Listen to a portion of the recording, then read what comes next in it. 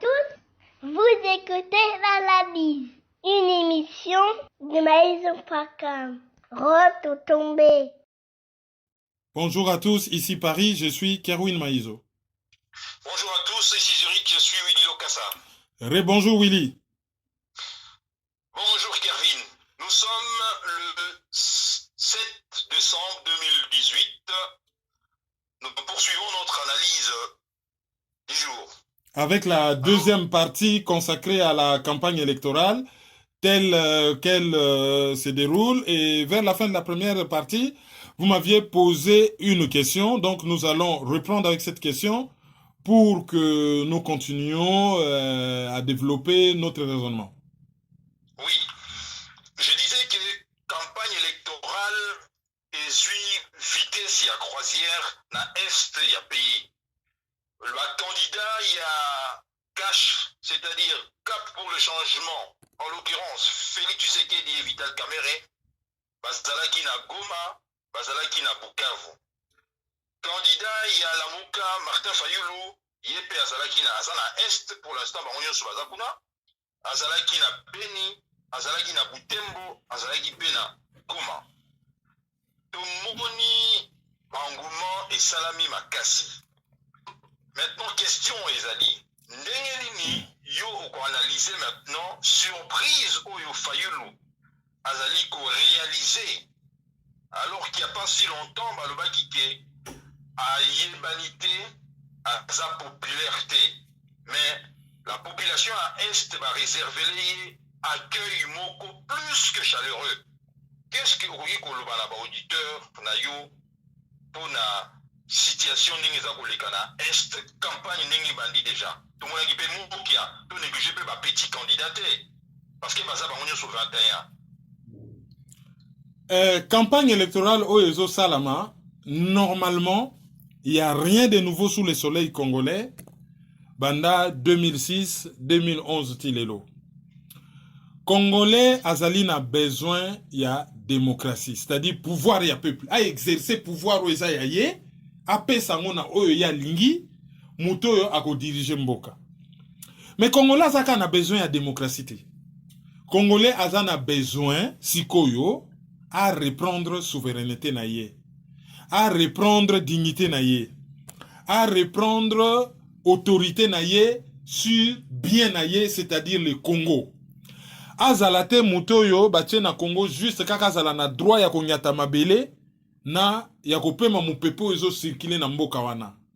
Mais à vivre lokola ba peuple misusu na monde oyo bazali na ba pays riche et bazo vivre heureux. À vivre, son obi heureux sur le plan matériel déjà, parce que bonheur, zali notion moko intégrale, il faut aller à l'aise dans ta tête, dans ton corps, dans ton cœur, il faut aller na kimia pour nous aller heureux.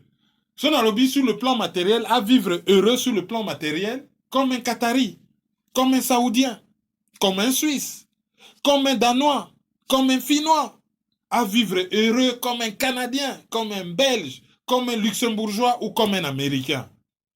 À vivre heureux comme un Japonais. Voilà, c'est ce que les Congolais veulent. Mais bapi mela ye bonheur. Banan époque coloniale. Abunanya zo indépendance boye babeti e gogo. 60-65 trouble. 1965 deuxième république. République ezali période na vie ya mboka o ezali dirigée par une constitution. De 60 à 65 tozalaki dirigé par constitution ya Luluabour, première république.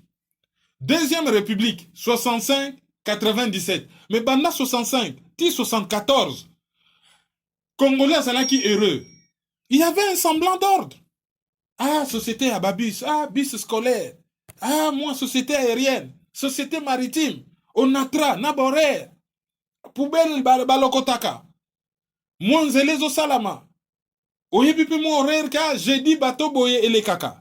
Ah RTL avion boye décolla keke naka boye. Ah train boye utaka.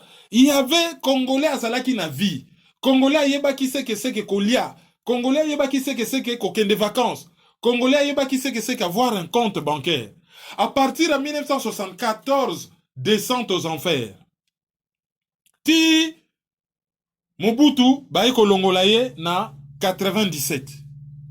Et Laurent Désiré Kabila Koti.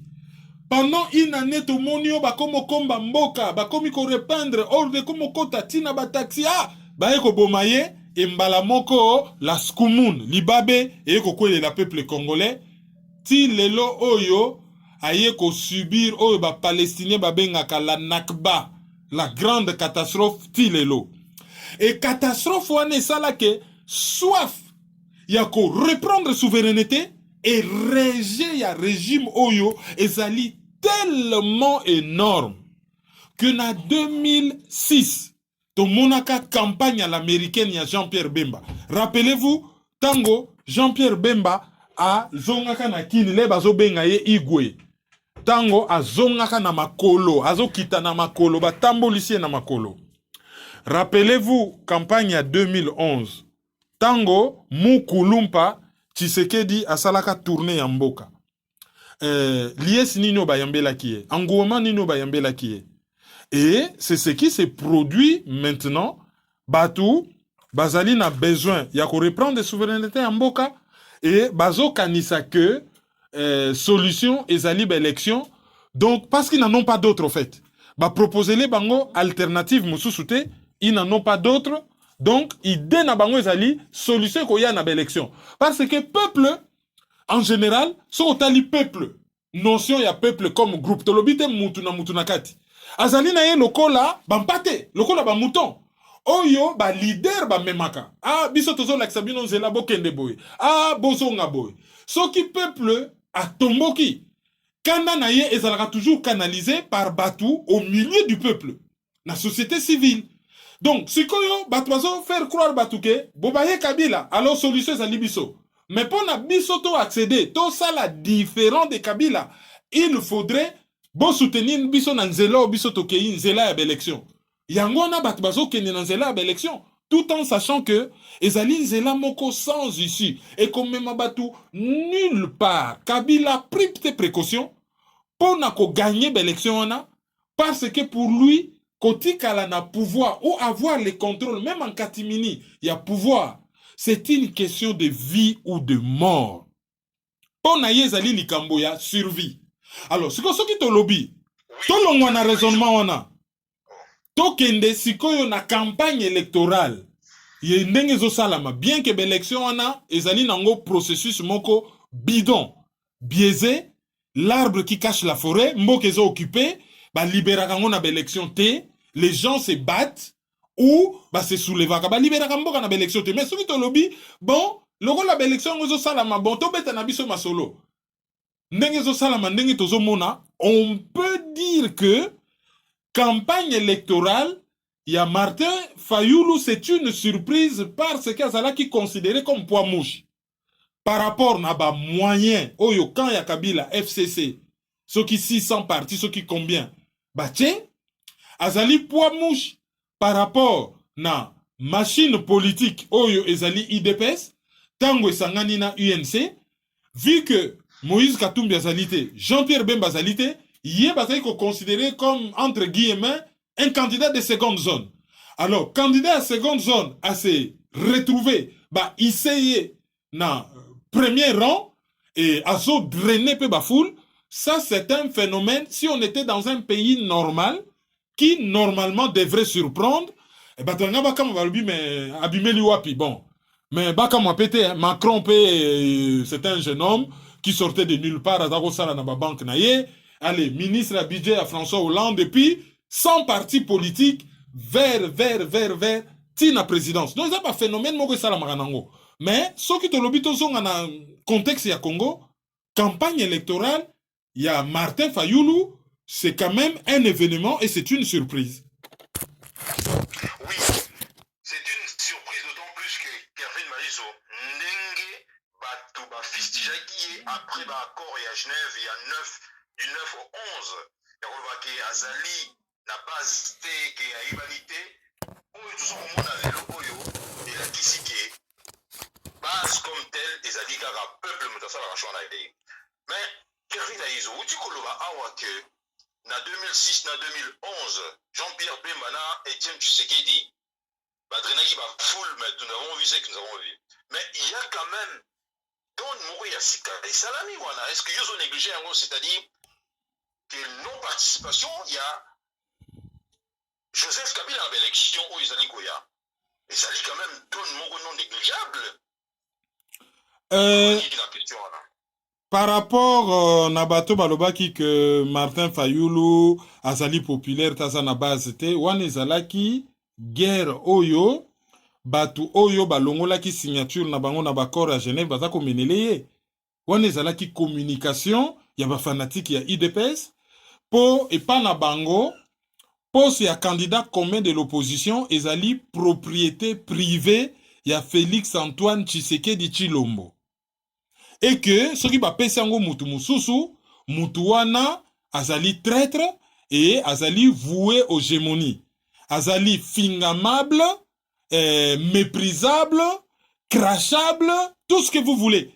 Ce qui kako touché d'intérêt na bango, oh bango bazo considérer que ça ya bango, il faut pas s'attaquer na yo.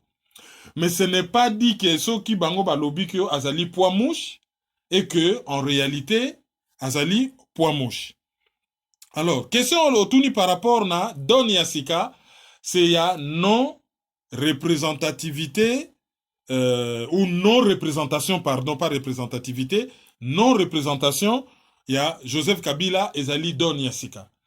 Don wana ezo joué avant ba élection ou pendant ba élection. Don wana ekoki ko joué après ba élection en cas de contestation.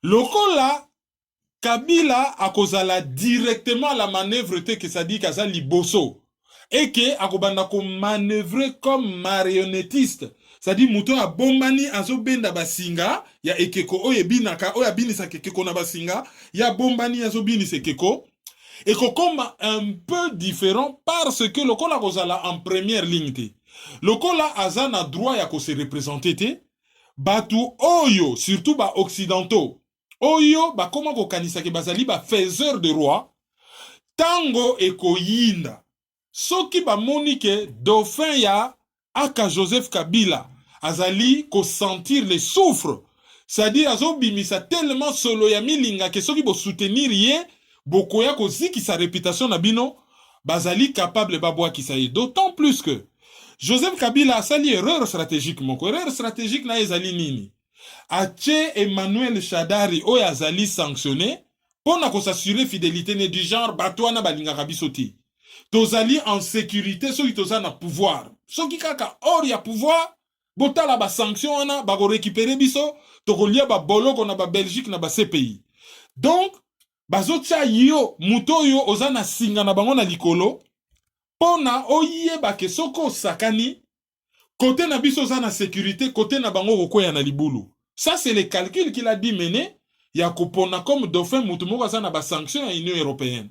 Mais faiblesse ya calcul wana ezali que ce qui y est à faire passer dauphin na makasi et kozala très difficile na occidentaux par rapport à l'opinion publique na bango ba soutenir mutu oyo azali sous ba sanction na bango pour violation grave des droits de l'homme.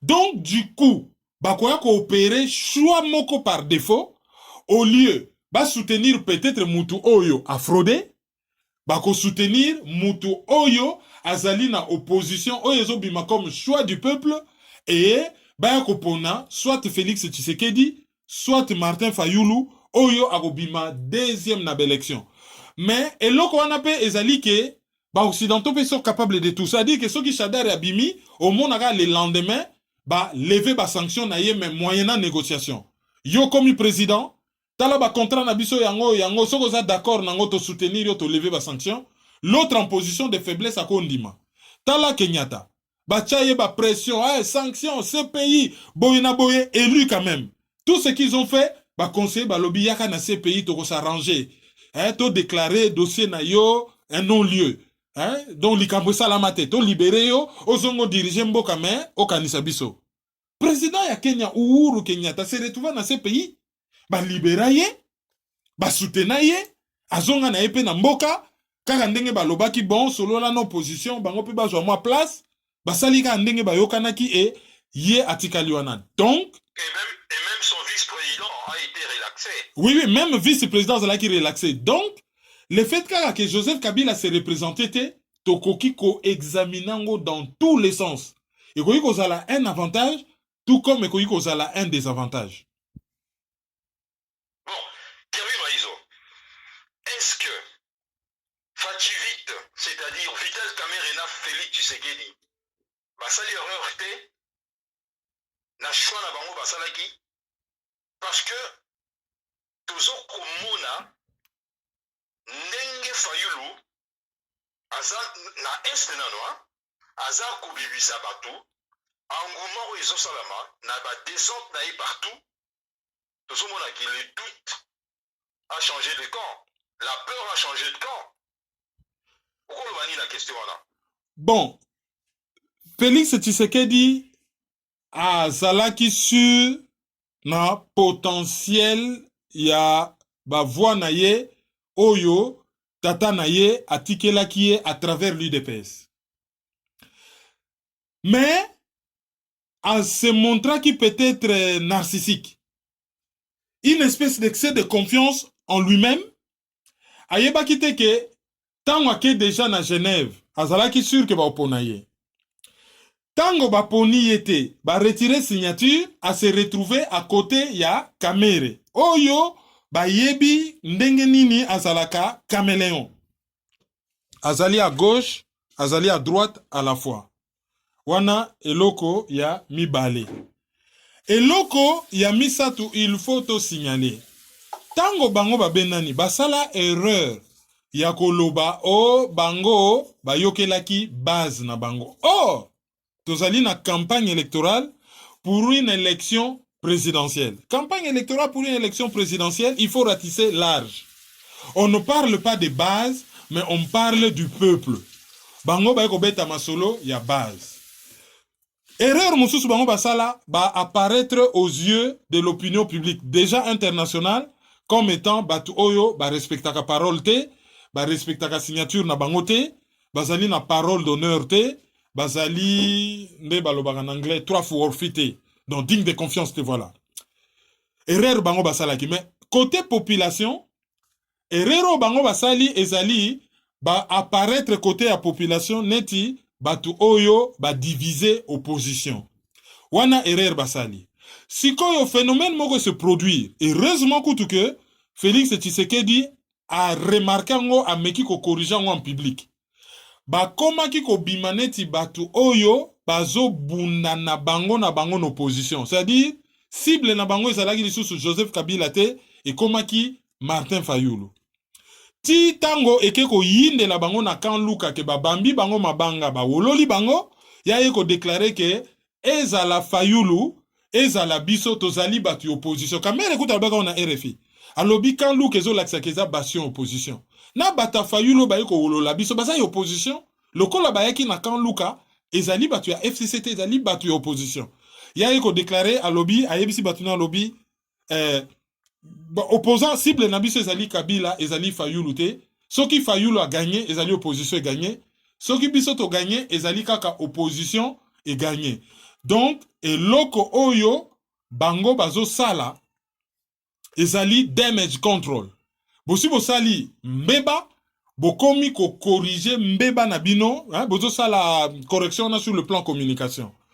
Donc Fayulu oyo bango ba sous-estimaki a komeli bango ndongo, a komeli bango mutu oyo bango il faut bazwa au sérieux. Donc et komeli bango problème.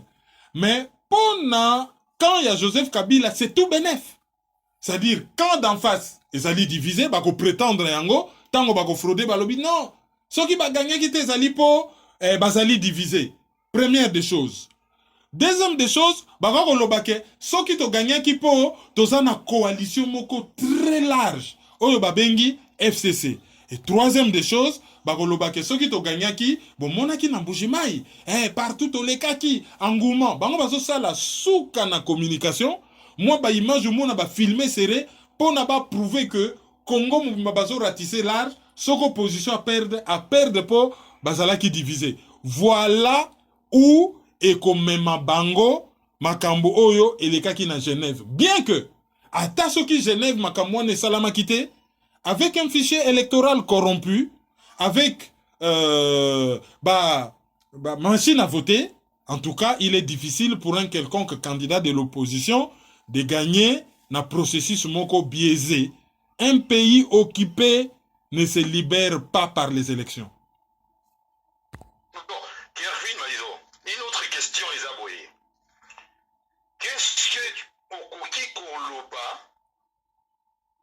concernant Batou Oyo Baloba Vital Kameraza Burundais ou bien Moïse Katumbi Azali Zambien?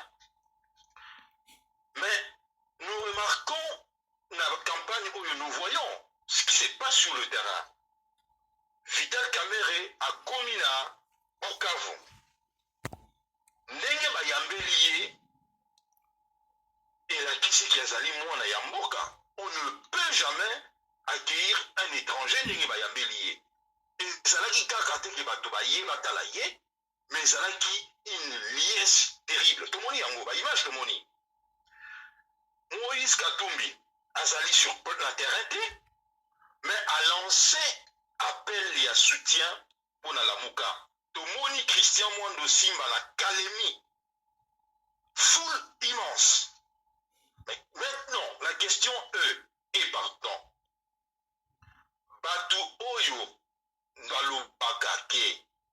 Vital Kamere Azali étranger Azali Burundais. Moïse Katumbi Azali étranger Azali Zambien. Est-ce que Ezali vérité ou Ezali mensonge? Parce que peuple Wanazo Yambabatoana sur le terrain, bango bayebi vérité. Comment est-ce que bazo continuer qu'on Yambaba étranger Ningewana? Kervin Maïzo, qu'est-ce que tu peux répondre à cette question-là? Koyamba mutu ezali critère oyo elakisaka ke ozali mwana mboka. Le roi Tozana, élection présidentielle, peut-être, mais to réfléchir autrement. Yo kanisi lelo oyo soki Ronaldo to Messi oyo bazali bapaya bake ko beta tour na Goma bako sala plainte. Lelo oyo soki Kylian Mbappé bon lobelaka ba journaliste étranger soki eza polonais combo difficile bazo prononcer. Mais soki ezali africain ekomi M Mbappé. Et au monde appelle ba journaliste congolais Roger Milla Mbappé, oleba lobate Mbappé, biso to ba bantu Mbappé.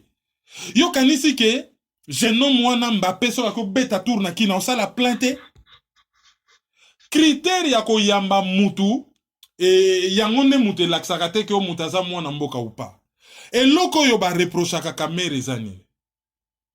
Kamere a fini ses études avec son prénom. Yemoko a déclaré kiango. Les interviews existent. Aussi longtemps qu'il y avait une loi de 1971, recours à l'authenticité, Oyo et Pekisaki ba prénoms occidentaux. Strictement. Et un des milieux Oyo, loi Wanezala qui appliquait avec une rigueur totale, c'était l'université.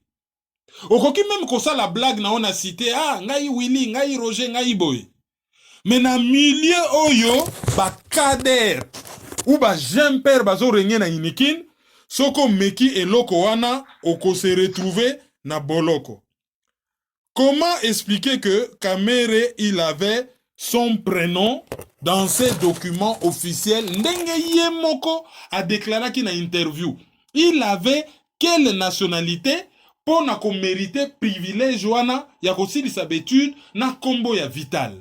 Na émission Oyo, jamais Oyo Kabiso te remettre en cause le fait que Vital Kamere Botama na Bukavu. Il est né à Bukavu. Mais il y a toujours eu beaucoup de discussions. On parle toujours de sa mère. Oyo Azali Mutuakiv. Mais son père, il est d'où? Et comment il a fini étude naye, na prénom naye? C'est ça la question. Déjà commis juridique. Est-ce que par rapport à cela, Azali n'a droit yako koma candidat à l'élection présidentielle? C'est ça la grande question. Deuxième question. Par rapport na dossier wana. Et loko ba koma ko reprocher ba tebele zani. Ezali ba acquaintance na bango na ba pouvoir étranger oyo et mettre Congo en coupe réglée. Et ça n'a pas mboka misusu, c'est comme si bazalaka na haine moko secrète envers le Congo. Ndenge zalaka boye, maman mupaya, papa mwana mboka, peut-être papa na maman na libala bazako yo kanate, moi na côté na ye maman, et inconsciemment, à comment ko yina pays à papa par exemple. Je ne dis pas que pour Kamere c'était le cas. Mais to comment ko ça la constat wana, au monde a batebele na pouvoir, mboka mukene ti Rwanda, ezo sala Congo me ya minene, okomona mwa tendance na bango, eza neti ya ko appuyer Rwanda. Mais Rwanda ngo, bo appuyer kango par rapport na Congo, soko landeli bo ekozala, oh non, arrogance. Ah non, oyebi batu bakola na Goma, biso ta tokola ga bana mike babengaka yo, kaibanda kuyapa, kaibanda kuyapa. Tango, batu bauta ka betude bazonga kana pokwa, bazali kozala humilié et bazui temps na bango ya ko se venger. Il y a beaucoup de choses dans ce dossier. Katumbi, on lui reproche. Il y a un mandat d'arrêt international lancé par la Zambie. Bazo réclamé yé na Congo comme citoyen zambien. Azonga congolais quand? Le problème, il est juridique.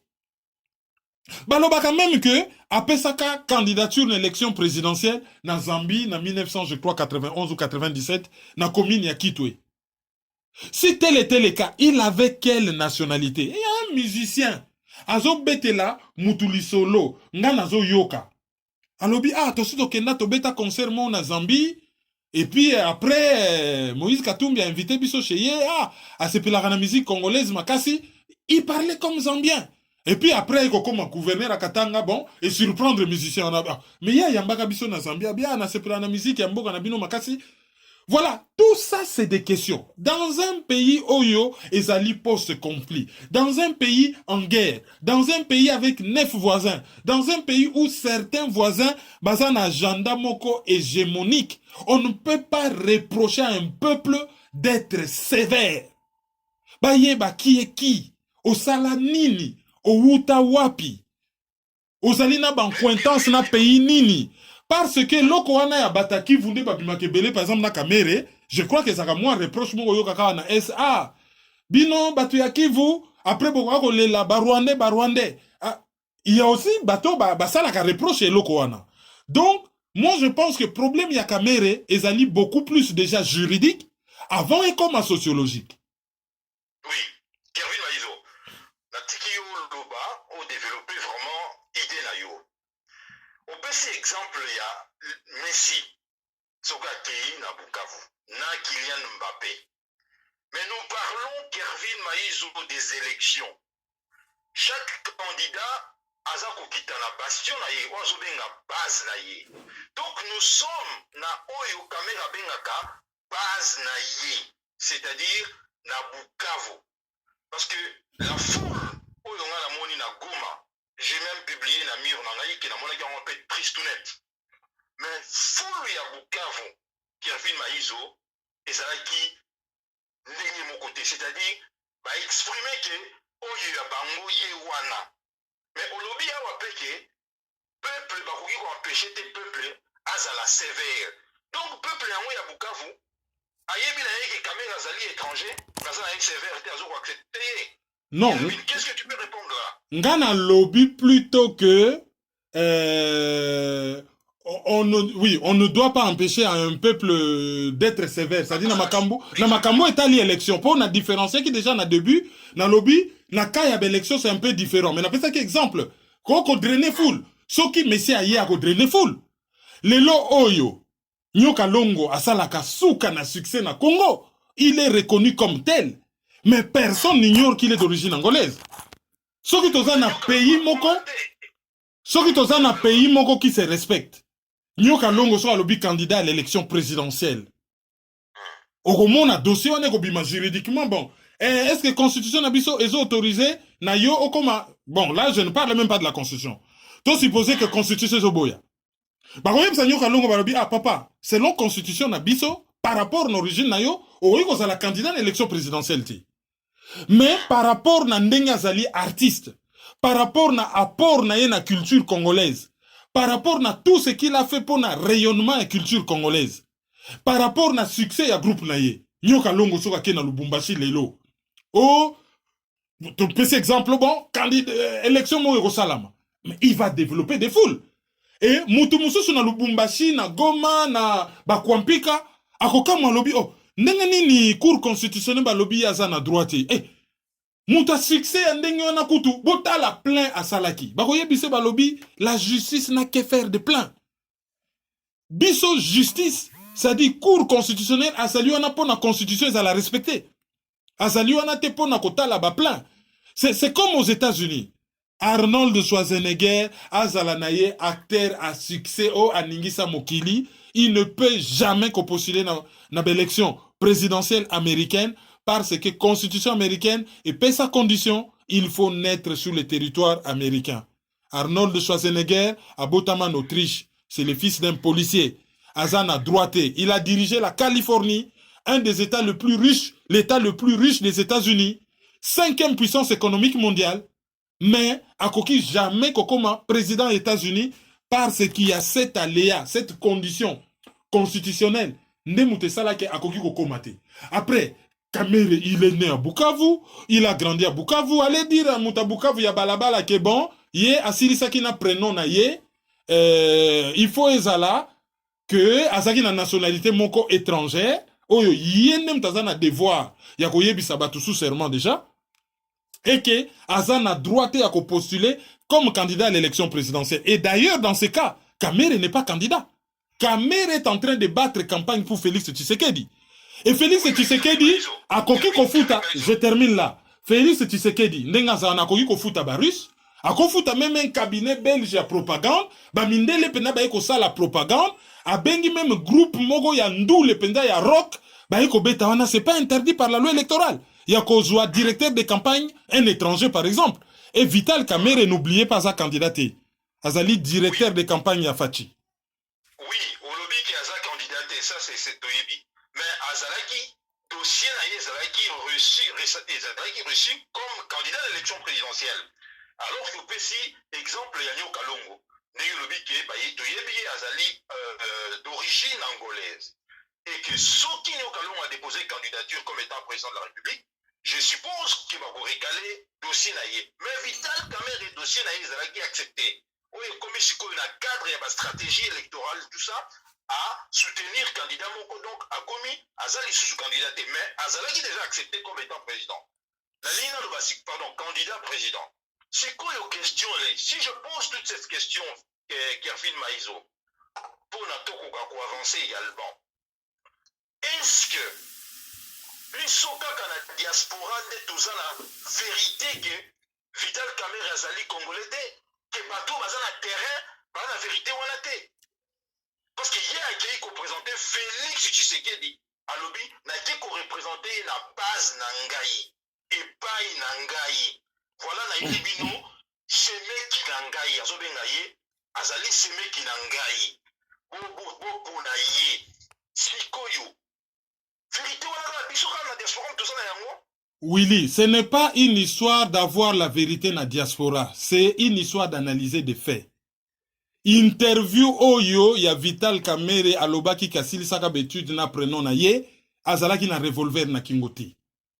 Cette interview là, bana mboka pe bakoki komona yango. Cour constitutionnelle oyo ou seni wana, on fait confiance à cette seni?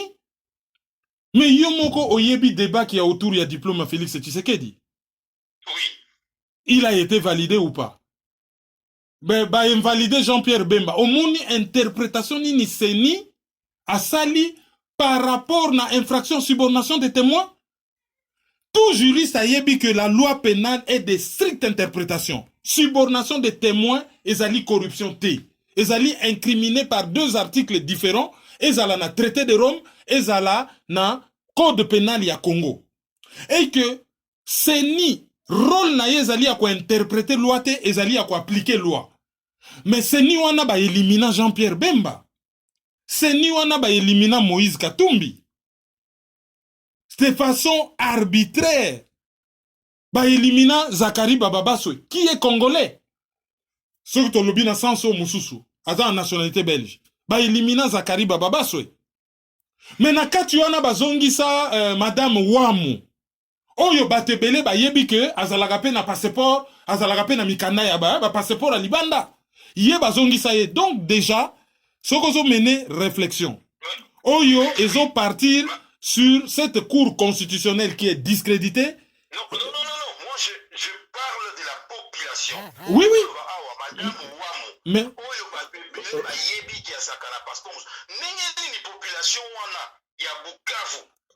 rôle nabiso rôle c'est ça l'échec de l'élite congolaise. Il faut expliquer à l'élite congolaise que loi nabiso et lobby pour nous à la candidat à l'élection présidentielle, il faut avoir la nationalité congolaise. Et que Kamere a fini ses études avec son prénom. Or, ne pouvait finir ses études avec son prénom dans un document officiel, ezali kaka mutu oyo azali na nationalité autre que congolaise. Or, la nationalité congolaise est une et exclusive. Aïe la biso document oyo ye a renoncé na nationalité wana mususu pona aya ko postuler. Ba mesanisi biso na Congo ke constitution ezali chiffon. Ba vulgarisa yango te même pour un référendum et ça na na ba langue tout et ça na ba province tout batu ba yebite ke mboka fe kuma na mibeko et batu baso mema na bango kaka nani ya botama awa tala ndaku na bango ngwana na sima oui ngana ebisaka bino ngata na rimona muke ezaki na portugais mo batako benga ye matuka nkoni portugais mo batako benga ye matuka nkoni mwana na ye c'était mon ami asa mtama mangala tala toki na massa moko atako zala na Gombe. Oui, mais azalaki portugais ne au Congo, aliaka kwanga beta mangala. Tozana massa moko. Massa, oui, mais batutu ba yebi po asa poso pembe. Mais yeba ko yuko postuler pas ça mutamangala. Mais pourquoi Vital va éviter? Pourquoi Batona va soutenir? Mais c'est le rôle de l'intellectuel et de l'État, si un État existait, d'expliquer aux gens que la Constitution doit être respectée. Point barre. Combien de personnes à Goma Mamona interview, les 3 interviews à Kamere ont affirmé que si ça n'a prénom na ye? Combien? Combien na Bukavu Oyo Bamona interview wana? Combien? Il y en a pas? Combien? Donc c'est ça aussi l'échec. Il y a communication, il y a biso ba élite, la communication n'a pas atteint la population. Communication na biso ce n'est pas contre une personne. Communication na biso ezali, la loi doit être respecté. Ce qui bazon dit ma candidature ya Kamere, bandi ma pe candidature ya Zakari Bababaswe. Pourquoi qu'on invalide Zakari Bababaswe et que batiki Kamere? Pourquoi? Parce que oh Moubaki a Lobaki pe, je crois pas qu'il est en train de rêver quand même. Interview à Moubaki. Pour ceux qui biso ba msu bato ouais c'est lobio, bomon la gabato ese ba Rwandais. Moubaki azali mutu ya kuna. Oh Moubaki pa Lobaki kaka izaika na cadre ya motema mabe. Moubaki a Lobaki que azalaki na Rwanda pendant 2 ans na place moko bafandaki et a moni 2 batu baye bise ke oyo ba noko ya Kamere bakutana même na Kamere a se retirer à côté ba sololi na Kinyarwanda après baye bise ke o ba noko ya Kamere a tuna ngo Kamere a loba même na TV lobby soki na conseiller aya ko démentir ou a déposer plainte. L'interview de Moubaki existe. Mais je comprends pas. C'est quoi yo? Moubaki bayebi ki azali étranger. Batouana soazolo bazel. Nengeni population wana. Mais oui, la population n'est le résultat que de son élite. Population française au babimi na balabala, c'est cette population qui a voté Macron. Bayebi saka bangote ke bokeba mutuana utaki na ba banque bako sala bino ya minene. Tala nenge ba taya parti socialiste, tala nenge ba taya droite, ba memi les jeunes hommes au pouvoir. Tala résultat. Tozo mona awa to community, soko tali ba image à Paris au kansake toza na Gaza sur scène. Mais c'est la population qui a voté. La foule peut avoir tort. Foule ni kolobaka kate raison. Le problème il est juridique. Sur le plan sociologique, soutenez qui vous voulez. Mais c'est la même population, non. Mutu oyo, soki totali mikanda na ye boye. Eza na défaut boye, akoki ko lekate. Awa bache Katumbi à côté, pour raison X ou Y. Au moni be mette salamike, pourquoi boche Katumbi à côté? Bah argumenter, bah argumenter qui? Moi, je pense que foule ne veut pas dire raison. Dans un pays moko oyo, la loi n'est pas respectée. Mukolo toko koma ko respecter loi, même biso ba na poto, aucun aki no benda ki nationalité mususu, il faut renoncer. On a nommé un Belge premier ministre, Sami Badibanga.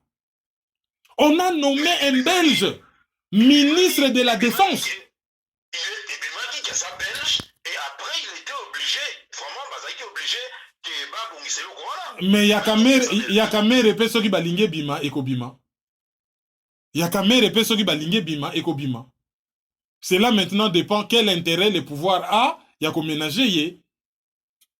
Et quel est son rôle au ya jouaka à côté du pouvoir, au yo et valaye surnom il y a caméréon. Il y a on a toujours déploré application sélective via loi, sévère envers les uns, laxiste envers les autres. Voilà. Kevin Maïzo, une autre question. Un autre, disons, une autre réflexion. Toujours, na oizo les gars terrain. Comment il fallu le guier de l'Ouest, on doit abandonner. Bana ya Butembo, bana ya Bunia, bana ya Goma, bayambie na lies moko donc, jamais vu. Jamais vu. Bazélier na Boutou, alors que dans la Kinshasa, ils ont tout fait pour retarder Folle Naïe na 4 heures. A commis 4 heures na retard. Mais Bazélier, Pélissi, téléphone portable la bango pour éclairer tout le monde. Mais maintenant, ici dans la diaspora, j'ai l'impression qu'il y a une sorte de tribalisme. Est-ce que tribalisme, oui, ils ont la diaspora, oh yo, ils ont que Bishop Tozan est la carte, il y a bulle moro ici dans la diaspora. La réalité sur le terrain est autre, que les Congolais ne sont pas tribalistes. Oh, ils ont les canards terrain, les Congolais, la Kissibiso qui est basée à Bolingo, Lingani, Tala Martin Fayulu, Aouti Bandundu, Tala Nenge Bayambi na Est et Amboka. Ici dans la diaspora, oyo balingaka ba diviser biso, oyo ba telemilaka balobaka plus pour un candidat moko botoyebi. Est-ce que bato wana te bazui réponse na bango vraiment na oyo ezolega na terrain Kevin Maïzo? Heureusement que sali moi précision wana ke ezana bato bazoluka ba diviser biso. Soko ke na élection ya 2006. Soko tali Jean-Pierre Bemba mutu Équateur asala ba record na ba Congo. Na ba Congo ba votaka même batu ya province mususu tie candidature ba voter na ba Congo. Soko tali na 2011. Tshisekedi alobi bo boycotté l'élection mais na Kasai ba vota plein pour na Jean-Pierre Bemba. N'Équateur kutu n'en parlons pas. Yemoko Tshisekedi l'air azotambola. Tala ba plein en salaki na Bandundu. Tala ba plein en salaki partout na ba Congo, n'Équateur partout. Ezali héritage ya Mobutu. Papa bo, moko, mama bo, moko, ekolo bo, moko. Ezali héritage à Mobutu. Likambo ya tribalisme, il faut tout le bas clair. Il y a une clique, je parle bien d'une clique, il y a Batu. Oyo bazali ko gravité autour, il y a UDPS. Son abi même autour, il y a UDPS, c'est autour, il y a famille Tshisekedi politisée. Pas famille Tshisekedi tout court, mais bah oyo basalaka politique. C'est-à-dire à l'époque. À l'époque, feu Papa Etienne Tshisekedi et aujourd'hui Fati. Comme si dans la tribu à Congo, il existe une tribu qui s'appelle Fati. Oyo que soko critiquer comportement politique y a Fati au comité tribaliste. Bah oui bien, le tribalisme c'est un mot. C'est un comportement. Il n'y a pas de tribalisme anti-Luba. Le tribaliste c'est qui? C'est quelqu'un oyo a monaka batu misusu à travers toujours tribu naye. Ate biso to leki bango. Ah biso to liaka koleka bango. Biso culture na biso leki bango. Biso to zali supérieur na bango. A créer hiérarchisation, a sala hiérarchie entre ba tribu. Biso to balaka bango te. Bango basali boye. Biso to leki. Les tribalistes ba jujaka ye par rapport déjà na ye ndenge azoelaka tribu na ye. Et façon azoelaka tribu na ye azali ko s'exclure, azali ko exclure ba misusu pour azomona bango inférieur. Mais bah inventer les biso une notion ya tribaliste anti-Luba.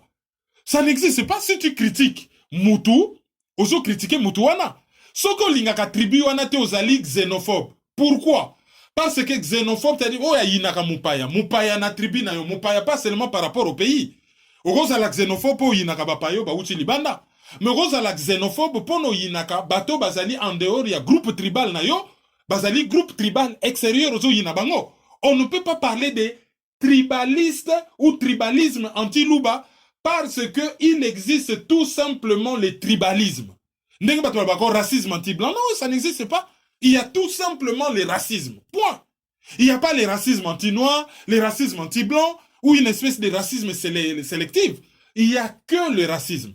Alors, Batouana, bakoma soki o critiqué politiquement l'IDPS, ba relier yango mbala moko o yo lingaka balubate, ça c'est batu bazanga argument. Bota la biloko ya grave. Kinke mulumba lobio, Fayulu, c'est le sang qui coule dans mes veines, c'est mon frère biologique. Okoki jamais ko gagné l'élection, soki bandundu ba validé yote. Ah, tribaliste. Mbalamoko a rejoindre blanchisserie. Et pas ya Félix Tshisekedi, Mbalamoko tribalisme sili, a commis Moussantou, Santou Sibito. Et grave, les raisons... Na Genève,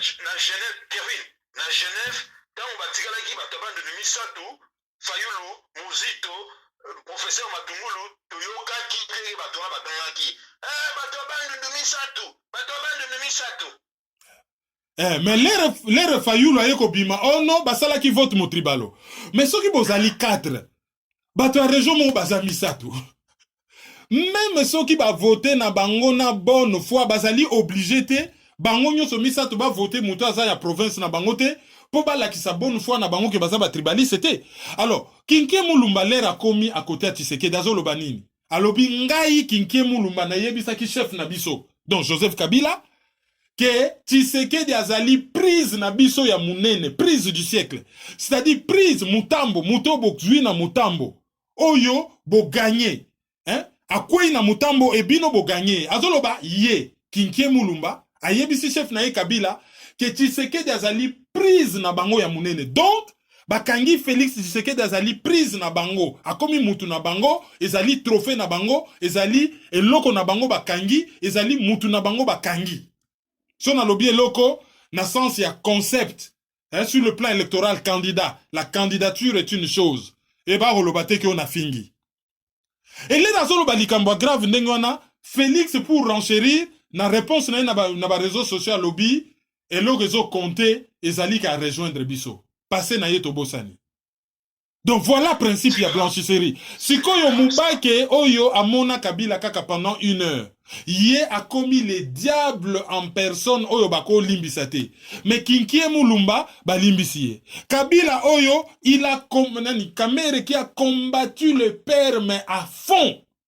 Lelo oyo Kamere pona renoncer a commis Monsanto. Soki batu ba meki ko réfléchi ba bengi batu ba tribaliste. Bangonde batu ba yena discours ya ko kabola batu. Bango batu ba yena discours ya tribalisme. Discours wana na Congo ezalaka te. L'air biso nyonso tozali ko soutenir Etienne Tshisekedi, ngana sala be mission ko leka ba congolais tout na monde. En faveur de Tshisekedi après l'élection 2011. 5 émissions analyse de lundi à vendredi. Parole des journalistes, droit de citer samedi, parole des journalistes dimanche. Pendant 1 année et demie, 365 jours. Émission tous les jours. Et ça n'a Congolais moroté en nombre de vies à Salango Lokolanga. À l'époque, j'étais le plus gentil, le plus beau. Mais tant qu'on te lobby que feuille de route ouane comme nulle part, toujours raison. Tant qu'on te lobby que dialogue ouane comme nulle part, toujours raison. Tant qu'on te lobby que voilà, il faut tellement, oro yebisa batute bola la ponga ba bébé, toujours raison. Tant qu'on te yebisi batute lobby, un leader ne dit jamais prenez-vous en charge. Parce que le peuple c'est quoi? Un peuple ne se prend. Une population ne se prend pas en charge. Une population, c'est Patunyonso. Mais le peuple, c'est la population plus élite. C'est l'élite qui pousse le peuple à aller de l'avant ou qui tire le peuple. Le peuple est à l'image, la population est à l'image de son élite. Quand vous prenez-vous en charge des alinétis ou abandonnez Bango. Or, pour na yo mutozali élite, na katia population, pour na bo constituer peuple. Yonde mutoko laksanzela. L'air tolobi bo ote. Bo yinaye, vous avez la haine. Vous avez bozali ba tribaliste. Ba comment na même langage que ba rwandais. Ba rwandais na kata langage politique na bango bazalaka na haine ethnique, haine tribale. Oh la haine ethnique, haine tribale. Oui, allez, biso pe ba yeli biso haine, jalousie, frustration, aigri.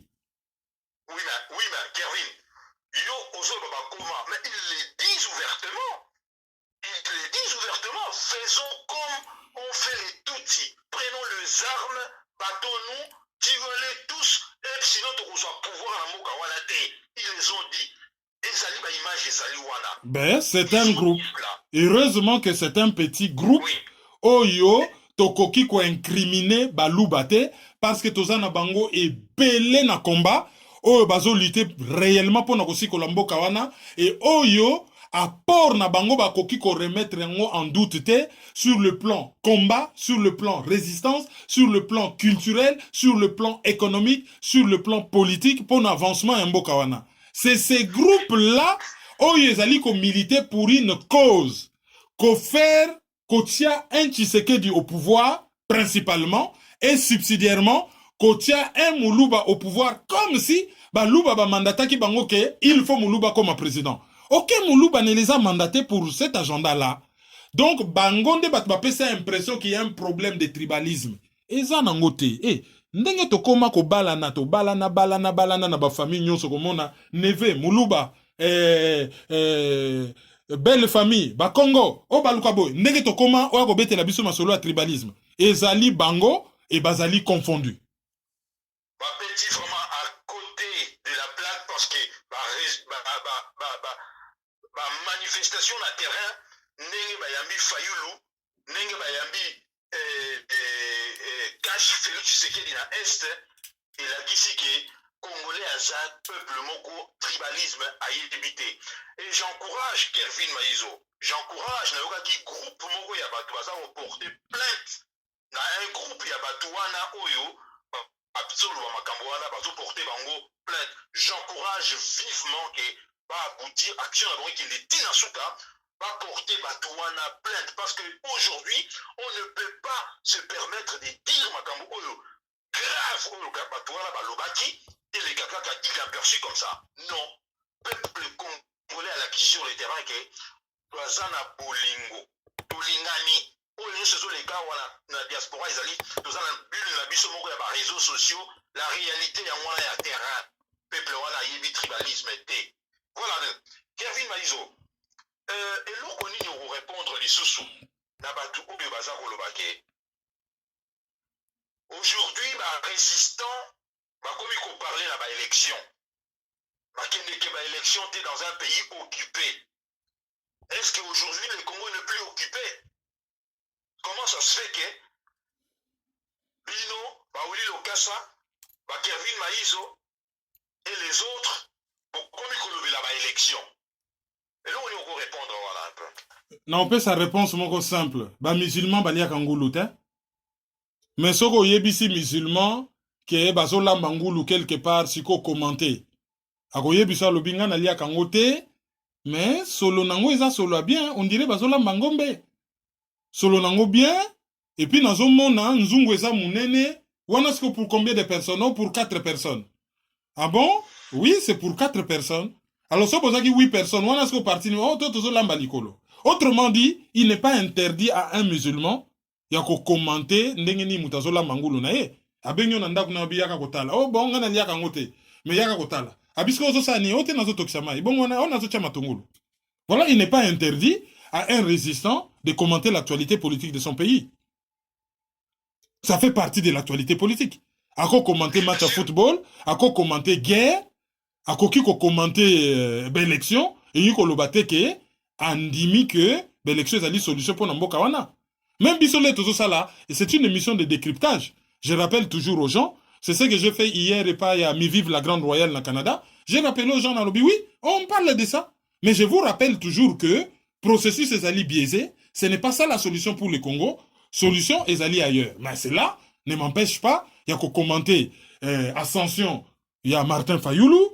Il y a qu'à commenter foule immense Oyo Félix Tshisekedi a drainé na Bukavu, yako avertir batuke, bosa la keba, toko koma na débat moko sur ba plein na plein, or ba plein on un impact moko te sur libération mboka, na koki ko commenter interview à Joseph Kabila, ni na lobby sur ba élection, et tokoki ko commenter par exemple, ko yebisa batuke, Corneille Nanga a convoqué ba candidat nyonso 21, et pour na basa la évaluation en processus, peut-être alingi annoncé les bango que mbongo ezalité, ba groupe électrogène et comité, ba machine à voter nyonso comité, les 12 elingi koka, ba machine est commis partout, peut-être que ba reporter l'élection. Qui sait?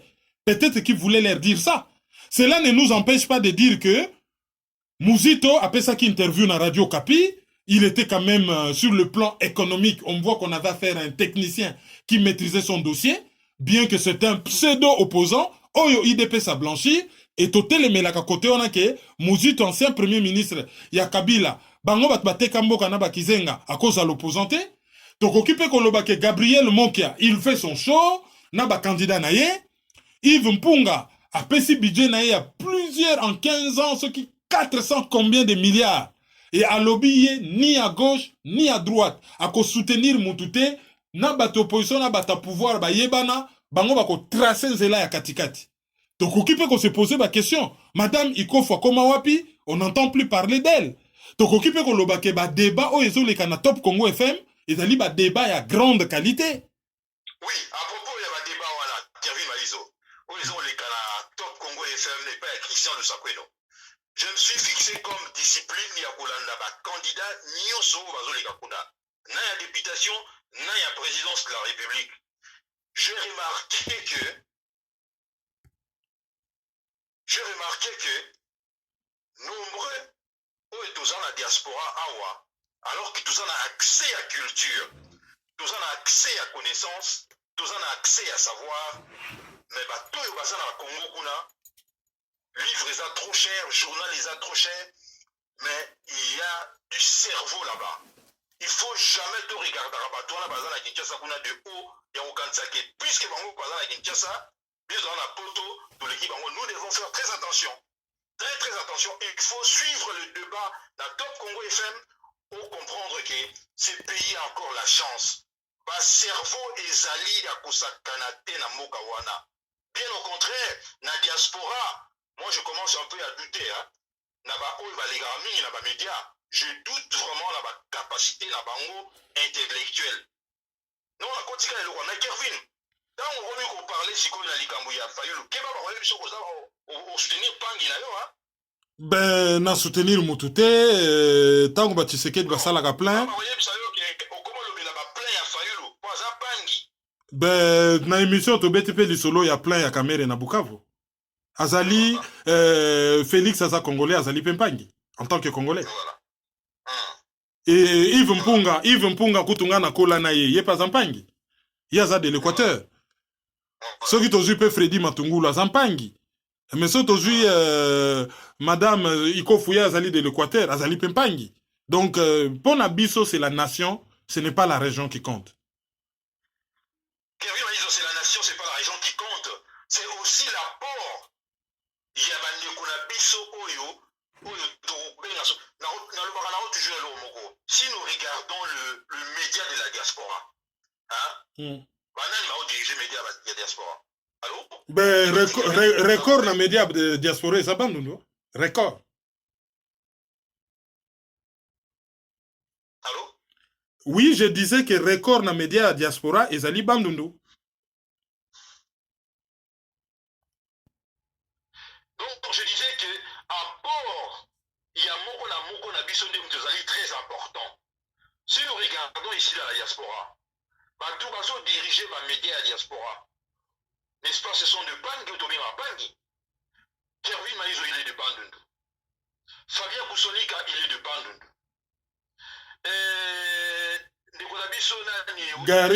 Gary Iwele, il est de Bandundu. Marius Muunga, il est de Bandundu.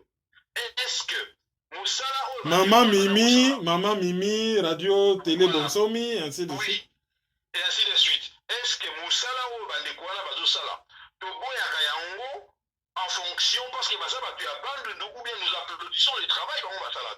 Non. Tous à la maïele, tout qui camarade tribalisme, voilà. Ils ont réveillé biso, ils ont soupa biso n'engi qui arrive maïso au lobaka. Nous avons besoin de tous les Congolais, quel qu'ils soient, où naïe, oyo apport naïe aza ko mener, yango mututoko tenir compte na yango. Kervi maïso, na moni dépendant des côtés, dans les réseaux sociaux, dans les communicants et facilite, sont en perte de vitesse. Ils commencent seulement à propager des mensonges. Mensonge sur mensonge. Corréler ma poste moko et dans la signification T. Ce qui au kabani na moisi qui en ville maïso. Au bout moisi bien au kabani na moisi. Ce qu'on a insisté gaga, Yagoyeba, qui est devenue cette femme, et elle commande à Nani, et à Salinini, ça veut dire que tu t'intéresses encore à cette femme. Tant on met au kabani na mutu, si kaya sa la vie na ye, ce qui a kobeba a beba, ce qui a kobunga a bongi, yo sala ya yo, mais quelle est cette façon, il y a cash, pardon, ça n'a toujours koyeba, quelle est la position de Fayulu concernant la machine à voter, et Talibangona nini. Ben, bango balobaka la cible c'est Kabila, ba appliquer yango, donc cible na bango pesa la Kabila, et logiquement, il faudrait batika Fayulu calme, et le moment venu, position à Kabila par rapport à la machine à voter, et koyebana, à cause de la buter na réalité. Merci. Je rappelle à nos auditeurs seulement que à l'émission du 12 novembre, juste après, accord on a mis et Félix Tshisekedi a retiré une signature naïe et Vital Kamere. J'ai fait une émission avec Pasteur Bobo, l'émission naïe en ligne. J'avais dès le premier jour dit que Fayulu va gagner ces élections. Et Paris Nanga Ezaliko s'est réalisé lorsque je vois plein naïe. Là, nous avons commis sous la Kinshasa. Là, on a la base à IRT. Là, on a la bande de Nouté. Là, on a l'Équateur T. Pas il y a Jean-Pierre Bemba. Mais vous allez voir ce que vous allez voir. Hein? Banafanya, erreur, moera, il y a Machabusana. Donc, Basali, erreur, Batouana. Un leader aîné, Fayulu à Botami. Donc, Azaliko tracé l'inaïe. Ben, moi personnellement, vu la neutralité de l'émission, on ne soutient personne. Donc je continue de dire que c'est un processus biaisé et qui n'amènera aucune solution, quelle que soit la personne qui gagne. Soga Zali na bompika, Chaku abota kana bohumbute. Donc tokobota na bohumbu, tokobota mbuma ya prospérité, ya liberté na bohumbute. Il faudrait quand même penser qu'on résoudre problème de fond, occupation, et si la namboka. Vous avez raison. Vu l'émission, tous à la neutre. Mais en même temps, la fin dans la Suisse, pour les pays neutres, la Suisse n'est pas si neutre que ça. Merci beaucoup, Kermouine Maïzo, na émission Yalelo. Pour la question sur la prévoyée qui est en Goana. Et je te rends l'antenne. Merci de nous avoir suivis. La première édition, nous avons présenté ma condoléance na Dynastar Shango Oya perdre moi senaye na Mulhouse et voilà na bega qui m'ont par rapport na kombo naye na trouvé yango PayPal na biso zali maizo@hotmail.com. Téléphone 0033 758 469 414 ezali lika mobile ya France to 0033 763 55 38 46. Merci à Debriefing Media Channel, merci à CPLA TV, merci à Congo Éveil Radio, merci à ccdp-rdc.com. Rendez-vous les 15 à Montréal, le 22 à Mulhouse et puis le 12 à Vienne. Bo landango ne bandeli analyse à liboso, boko comprendre ba rendez-vous en nyonso. Sur ce, je vous dis au revoir et merci. Au revoir, oui. Merci beaucoup. Merci beaucoup. Merci beaucoup pour tout ça.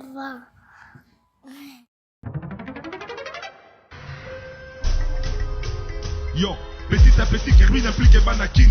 Puta ici, puta par là, puta autant, dans les mille qu'on là. Peuple congolais, Yo, qui n'a l'autre d'aba colocataire? Où les ali colocataire? Qui n'a l'autre d'aba colocataire? Où les ali colocataire? Qui n'a l'autre comme colocataire? Où les ali colocataire? Qui n'a l'autre d'aba colocataire? Où les ali colocataire? donc c'est soutenir. Il faut donc lutter pour une nouvelle société. Mais pour la lutter, il faut tous aller dans la arme, il y a vérité, il y a justice. Totika lokuta, totika l'hypocrisie. mboka ezokende na pasi, mboka ezokende na sans position, bagénération na biso mpe ezokende na kokufa sans position, sans solution. Mais Nous vivons dans les pays un temps de confusion, d'obscurité, de désespoir. Mais nous savons qu'au plus profond de la nuit, l'aurore pointe déjà à l'horizon. Analyse sur la liste. Bien sûr.